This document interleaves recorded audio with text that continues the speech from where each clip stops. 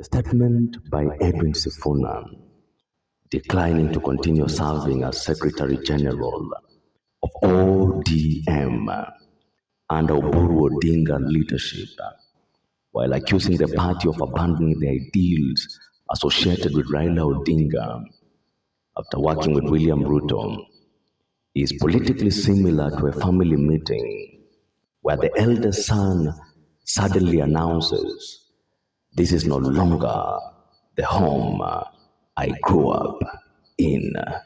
Somebody has rearranged the furniture and even changed the recipe for ugali." I want us to unpack this moment with practical wisdom and some bit of humor. Luo elders were right when they said, when the drama changes rhythm, dancers must decide whether to continue or to stop dancing. Sifuna's resignation posture is exactly that moment. He's essentially saying, this is not the rhythm I signed up for. Imagine joining a funeral committee only to discover halfway that the meeting has turned into a wedding planning committee. You either adjust your clothes or quietly exit before someone assigns you the duty of carrying flowers instead of chairs.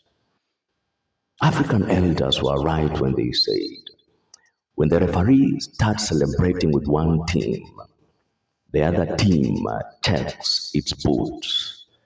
The accusation that ODM leadership is cooperating with government after years of opposition politics creates the feeling among loyalists that the match rules changed without consultation. This is like border riders who spent 5 years complaining about roadblocks suddenly being told, "We are now working together with the traffic police." Naturally, someone will ask, so all those whistles we were blowing, were they rehearsals? Swahili elders were right when they said, penye nyasi kavu, cheche moja yatosha. Where grass is dry, one spark is enough. ODM has historically been strongly associated with Raila's political identity. When leadership direction appears to shift, even a small decision can look like a political earthquake. It is like a church choir suddenly shifting from hymns to amapiano without rehearsals. Some members will continue dancing.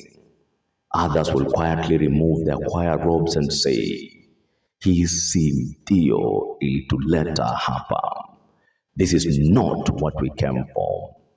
The parallel NDC drama is classic African political theater.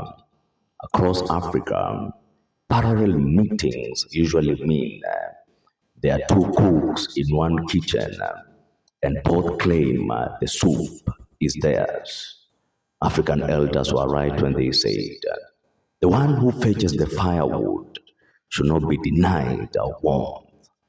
Sifuna's argument suggests, I helped build this house. Now I'm being told to sleep outside while strangers rearrange the furniture. Imagine contributing money to build a Chama office, then arriving one morning to find a new chairman already sitting behind the desk and saying, "Welcome, visitor. How can I help you?" Even a saint will request clarification. You see, the handshake with government dilemma is like a god visiting the butcher directly and voluntarily. Elders in Africa were right when they said, when the god begins visiting the butcher's house willingly, something has changed.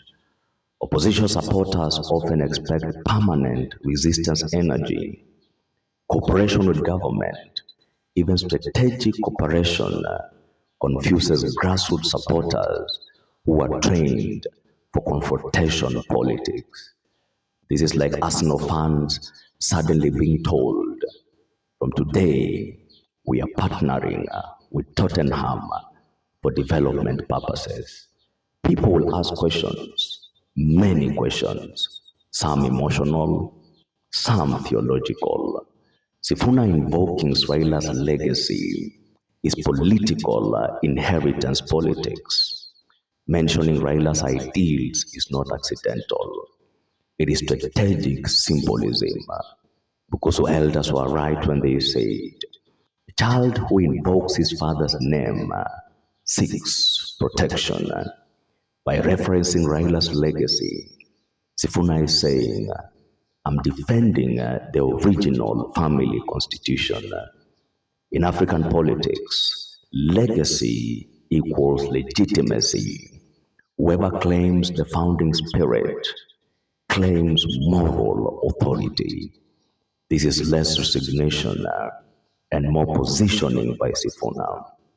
African elders were right when they said, when elephants change direction, the grass must prepare itself. This episode signals three things. Number one, it signals internal party realignment. Secondly, it signals ideological discomfort within opposition ranks. And thirdly, it signals early positioning ahead of future political battles. Or in simpler Nairobi language, this is not someone leaving the matatu. This is someone stepping out at the stage to board another matatu, heading toward a different route, but still within shouting distance of the conductor. My name is Bigati, and watch out for the next analysis.